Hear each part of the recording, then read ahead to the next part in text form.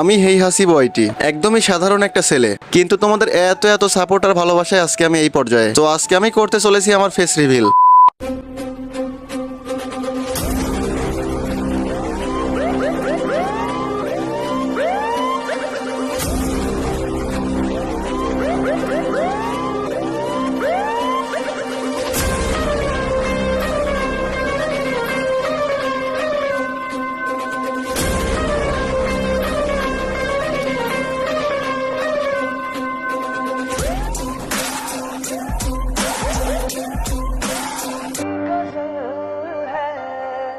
तस्वुर तुम्हारा तुम्हारे बिना।